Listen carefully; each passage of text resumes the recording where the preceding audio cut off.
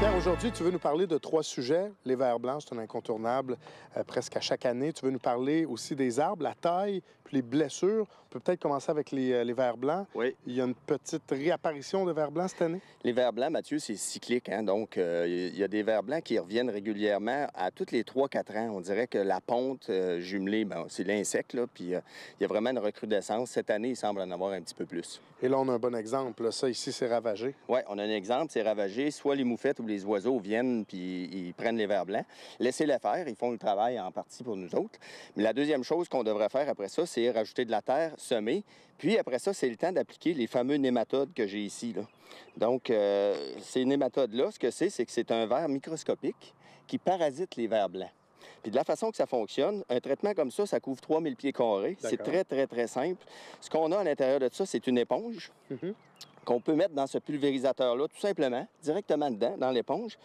On remplit d'eau, on brasse, on le laisse reposer pour environ 1 minute, puis après ça, on se branche au boyau ici, puis on applique sur la surface là, qui est à traiter. Jean-Pierre, autre question existentielle. Est-ce que c'est le temps de tailler les arbustes? C'est une bonne question, ça. C'est une excellente question. Est-ce que c'est le temps de tailler les arbustes? Ça dépend des arbustes, Mathieu. Il faut connaître ces arbustes. Il faut savoir si... Pratiquement, on taille souvent par rapport à la floraison. Parce que quand on achète un arbuste, on veut de la floraison, on veut de la feuille, mais surtout de la floraison. Il faut connaître si l'arbuste fleurit sur, on appelle ça sur le bois de l'année précédente ou sur le bois de l'année. Exemple, un lilas. Un lilas prépare son bourgeon floral l'année précédente pour fleurir au printemps. Souvent, toutes les floraisons de printanières, là, les azalées, les lilas, c'est comme ça.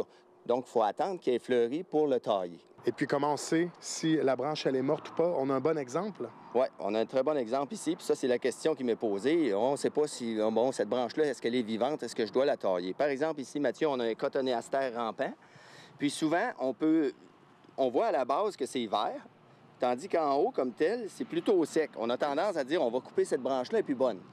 On fait attention, on peut vérifier ici en soulevant l'écorce, parce que la vie d'une plante, c'est toujours sous l'écorce. Puis on voit s'il y a de la verdure sous l'écorce.